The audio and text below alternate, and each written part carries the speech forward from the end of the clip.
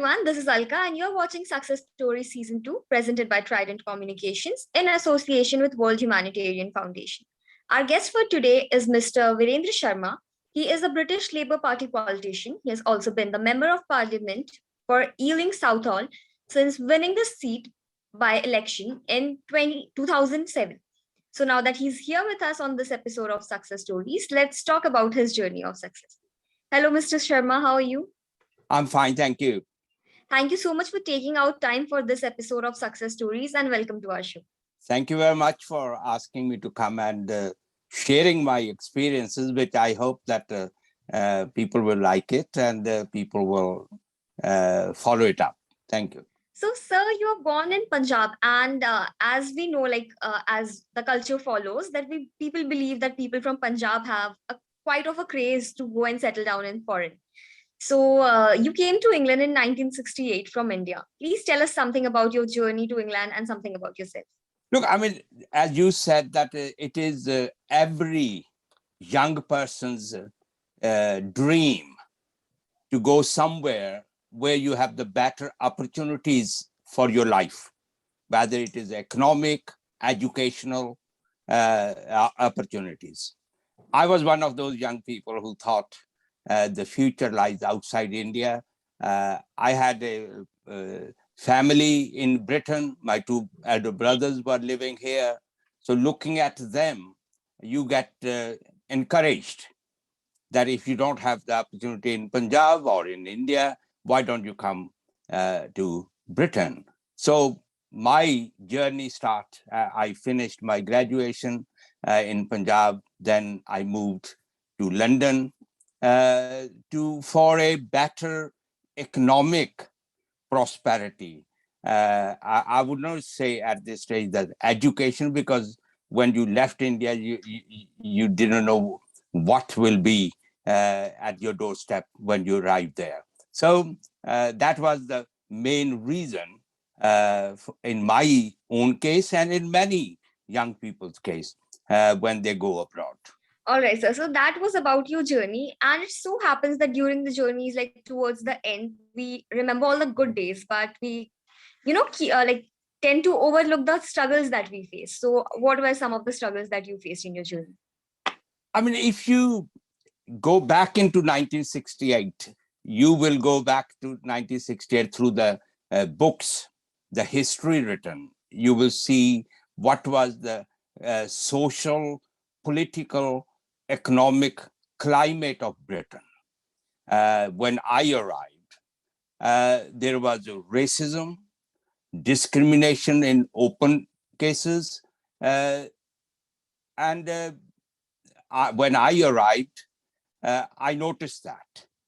I met some people who were prominent lawyers in India, migrated to Britain because they thought probably the practice in India is not working. So they moved to Britain. They were working as a postman. They were working in a very low paid jobs.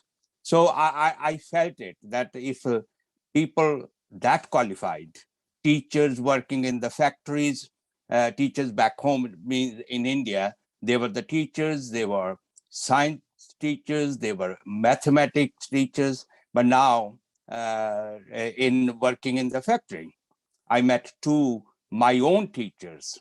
I met lecturers of my college who migrated, now working as a bus conductor in Britain. So that's where I felt it, that whether the opportunities are right or not.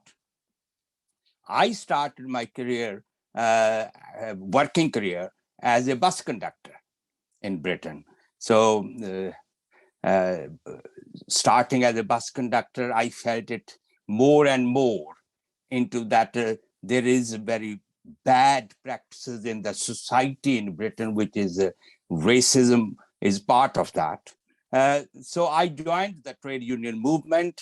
I felt it that I always say that whether you want to make huge money by running business, doing more and more overtime, or you join a struggle for the better life for everybody. You may not make huge sums of money in it, but that is the satisfaction you have that I become a part of the change in the society. So I chosen to get into the political, semi-political movements in Britain. That's my starting point at that age. All right, sir. So did your academic qualification somewhere helped in the political career? I don't think so. That doing BA in art subject, my subjects were political science come history. And I don't think that that was even properly recognized in Britain. The standards that time was not that always the subjects. So I was not professional or skilled worker or qualifications were not science side or medical side. So I don't think that my personal situation was that those academic qualifications did not come into as a force in my developing life, but it helped me to understand because what was back home, what was the history, what were our values in society, and that helped. But I don't think that educational background in India helped. But I gone into further education in Britain later stage as a matured student. All right, sir. So since you have been in the politics, you have been a member of parliament in UK since a really long time. So do you believe that the politics in India and in the UK works in a similar fashion, or is there quite a lot of a difference? I I might use some humor into responding these questions because I do not want to undermine my colleagues in India or the people in politics. I always say the driver is a driver. The skills are the same. So you cannot say the driver in Britain is better than the driver in England, in India. All the drivers will drive the trucks and the buses are the same way. That driving license will be the similar. It is the attitude, whether the attitude is right or not. I think that sometimes we do feel, as myself in my case, brought up in India. I was 20 when I came here, then understanding the British values. I do feel sometimes that the attitudes are different. I just give you one example.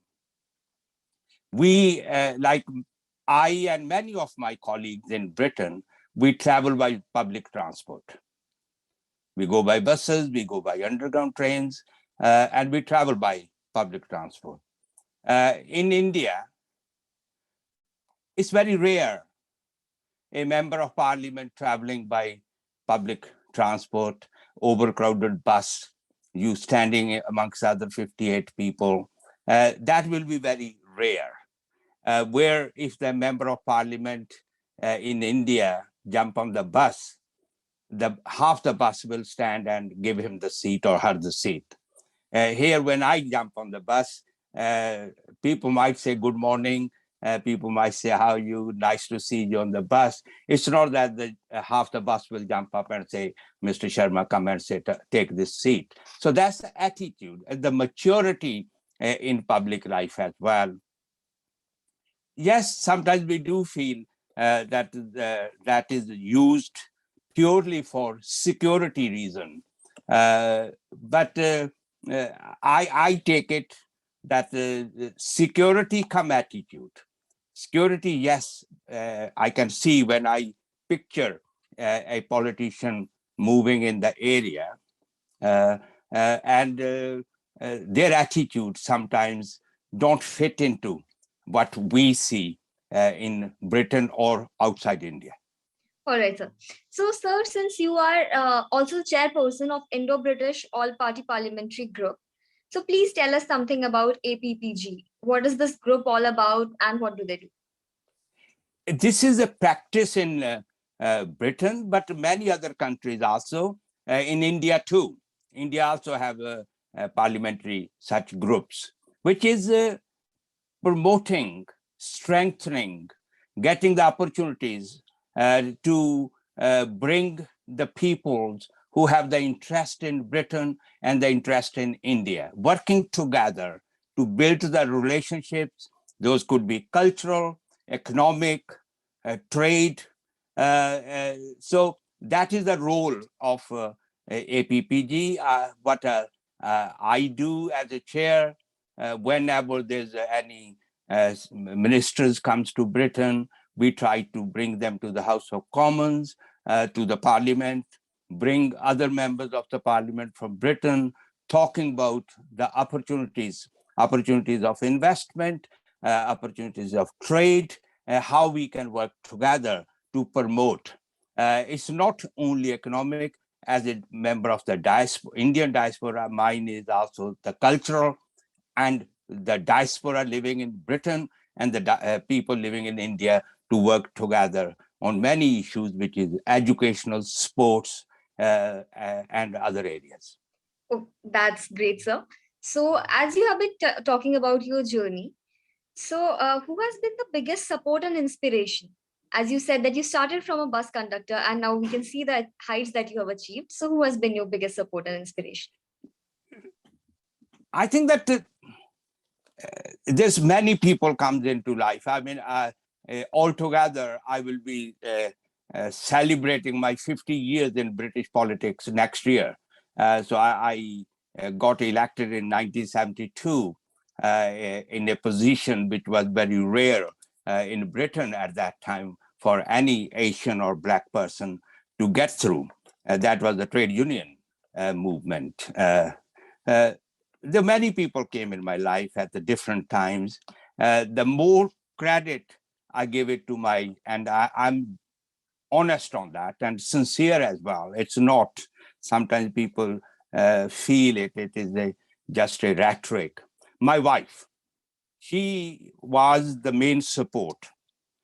Why I'm saying that is, and my response may be a bit longer than other responses, that when I was very young and she was young, I was about 25 at that stage when I got elected. But before that, because I migrated to Britain, married to this, then the girl, now a woman, every young person's main desire in life is have a lot of money, big house, big car, better education for your children, and have a comfortable life. Spending more time with the public, making sure that I could assist at that time, mainly the Indian or Asian community. She agreed with my dream rather than her own dream. She compromised. I did not compromise. I say people, those culture and situation in Britain, they agree with me. I did not compromise because my dream was public service. Doesn't matter how much money I make. I need to have a house. Good living means that I have a food. I could provide clothes to my children who born afterwards when I joined the politics. So that's where she compromised her dreams and supported me, and she's still supporting me after 53 years of our marriage. And then my father, who was living in India, had his own life in political life in Punjab, and he inspired me for public service, and I followed his way of life in my life. So these are the two persons I always give a credit. Then many other people came in life who at times gave me the support, and I got encouraged by them. That's great, sir. Talking about everything that changed, and you said that you were really young and she was supportive. So, talking about young people, what are your viewpoints about today's youth? Every young person is always having high dreams, wanted to have a lot of changes. And I was a young one time. I wanted to change the society overnight. And that's what is happening. But we need to bring everybody together, making sure that the consensus are created rather than divisions are created. I urge today's youth, I always, wherever I have the opportunity, that you are the future. And if the future lies in the hands of the wrong people, divisive, whether these divisions are created on a religious basis or economic basis, whatever the basis, when the divisions are created, then you don't have a good society. You need to have a united society where everybody have opportunities, economic prosperity, educational opportunities, better housing, better employment opportunities, better old age social care. So if you're getting all that in the society, with the today's young persons have a role to play. And they have to think seriously. I don't have to think seriously because I don't have the future. I'm the past and the present. The young persons like yourself are the future of the world, whether you are in India, whether you are in Britain or any other part of the world. Finally, I would say that we are living in a global society now. We are not living in the 18th century or 19th century society. Now we are in the 21st century global community. We need to think globally and think not individually, personally, what I gain. Think seriously that what you will contribute to the society so that everybody gains. That's what I feel of the young people today. And that, I think that with their educational opportunities, their professional qualifications, they are moving to that, towards that direction. Definitely, sir. So, sir, as you said that the young people are the future, you remain only in the past and the present. But talking about this entire journey, there must have been a lot of ups and downs. So when you have or had your ups and downs, how did you or how do you deal with them? I take it that there's ups and downs in your personal life. In my case, in the political life, you are fighting against ideologically, and I was not. I'm not going to say that I never had problems. I had sometimes very nasty difficulty at times, because as I say many times, we have brought a baggage with us, which I thought we all have left behind, but now we realize that we still got it, like caste, religious division, jealousy. These are all we have brought with it, and that reflects it.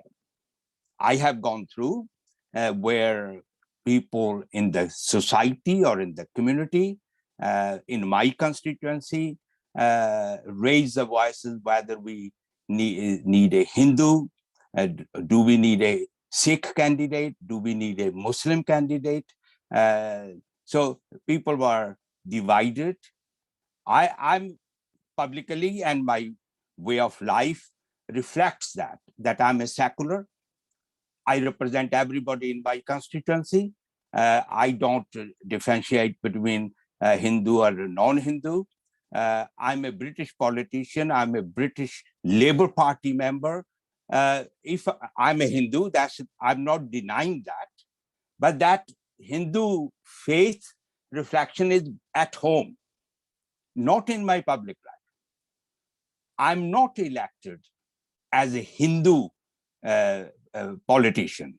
I'm elected as a Labour politician, and Labour Party have its own ideology. It has own philosophy. It have its own values.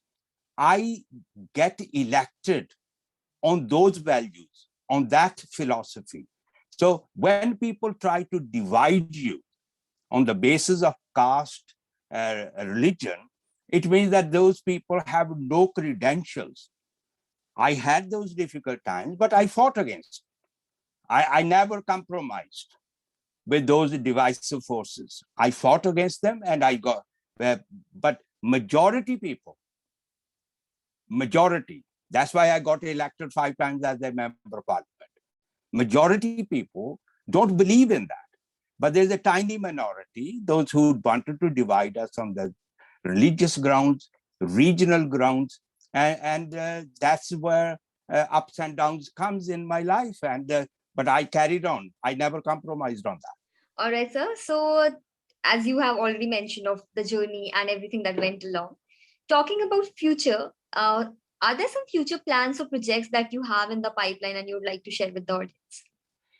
No, I mean, when you are active and alive on this planet, you always have the plans. I have the plans in my own way to create group of people who can carry the legacy of me. I wanted them to be secular. I wanted them to be public servants. I wanted them to be professional, contribute back into the society, not only for yourself, because it's no point. That's what my whole idea is. When I go around to the schools, colleges, universities, meeting the community groups, and I don't mean that only I go to the Indian students or the Indian groups. I go to everybody, because everybody have a role to play. It's no good that Indians playing good part and the rest of the 80% people don't play, then the society will not flourish. Society will be successful if everybody contributes. Everybody is willing to make sure that there are those opportunities which I addressed earlier on. And that's what I'm doing at the moment. And I spend quite a lot of time meeting those people who have shown interest in that field. I hope that before I don't think that I will ever retire. My grandson was asking me one day that if you retire from your position, how are you going to retire from your mindset? What else you will do? Certainly, I have to carry on through different ways of contributing to the society. I wanted the young people to pick it up. I wanted the young people to carry on a legacy which I will be, that is on equality, secularism, and there's definitely socialism as well. Maybe socialism, misunderstood term, but it means that everybody have their opportunities to succeed in life and be prosperous in life. That's great, sir. So, is there an unforgettable moment or event in this long journey that you would like to share with the audience? I think that it's very difficult question, because if you look at, I got a very long, sometimes the people come into politics, they come very late in life. They are in the late 50s, 60s, or they join politics or come into the public life because the families were there, their father, grandfather, they were there, so they created everything. I moved here and created everything myself. So every moment for me is unforgettable. My arrival in Britain, my last minute meetings with my grandfather, who I did not see afterwards, his message to me, then those are the moments of my life. And it helps me to settle down in a better way. As a young boy, I may have gone into the wrong directions of life if my grandfather has not given me, I use the term, the tips that you're now going to Britain, you're going abroad, a young boy. Yes, now you have to forget what you were in India, what your family, now you have to set up your own. So these are the unforgettable memories of my life. Then every day going looking for a job, then be rejected for a job, then you going and meeting the people. Some people encourage you, the others discourage you, that this is not the life for you, type thing, right? So it's very difficult for me, but there's a lot of memories which I hope I will write one day. So, sir, when the journey has been really long, sometimes it tends to get monotonous. What is your Yeah. personal life mantra? How do you wake up and motivate and encourage yourself every day? I mean, it is your mindset. You don't have to think every day. You have a vision for life and you carry on doing it. Mine is, I have a vision for the society. I have not to protecting, I do not compromise that to working for the next 5 years, that how to save my seat. I don't look at 5 years. I'm looking at what is my duty and responsibility now. How best I can give the service to the people. And that's where I created that environment around me, my staff working for me, my own way of life. As I was saying earlier, I travel by buses, I meet my constituents on the buses, I meet them on the streets, I walk around the shopping centers. We don't have the culture of getting the escort or the security with us, though unfortunately, about 3 weeks ago, one of my parliamentarian colleague was murdered, but still it does not mean that we have changed our culture. That this is as an elected member, I must be accessible to my constituents. That is the politics of Britain. So I'm still making myself available to my constituents. So every day when I get up, my diary is made. And this is my constituency day. This is my surgery day. This is my parliament day. This is what I'm speaking. These are the people I'm meeting. So all that with the passion for service is there. So I would take it that it's very difficult to say this thing inspires me, this encouraged me, but certainly my vision for the society is always inspiring and encouragement. That's some really nice interview with you, sir. And now that we're heading towards the end of today's episode, and World Humanitarian Foundation is our associated partner, and they work towards women empowerment. So, what are your views about women around the world? If we want to have a society where everybody is benefited, if you want to have a society where everybody is contributing according to their qualifications, their skills, uh, you can't have a good society. To have this society, we cannot discriminate against a group of, or maybe sometimes 52% of the population, and keeping them away from that build up to the society. I always support women empowerment, not in theory. If you come to Britain, I have in the parliament, I have demonstrated, in my working life, I have demonstrated that the women not be doing any favor. If somebody feels that I'm doing a favor to a woman, then I would not have born if my mother had thought that she is doing a favor to me or to the society. So you need to look at very seriously that what is for the society, what is the role of everybody in that society. I always mention my mother, who was not educated, and I have written to say that she never thought she is fighting for the women right, but when she in the village thought that what she is lacking, her own daughters should not lack. That is education, economic opportunities, economic independence. They will suffer. My mother started the school in the village when my own sister was 4 years old. I learned from my mother that if you wanted to have a better society, the girls or the women need to be part of that development, not sitting on the side.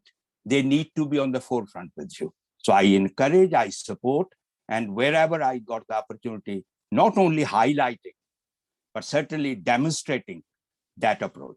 That's a really good thought, sir.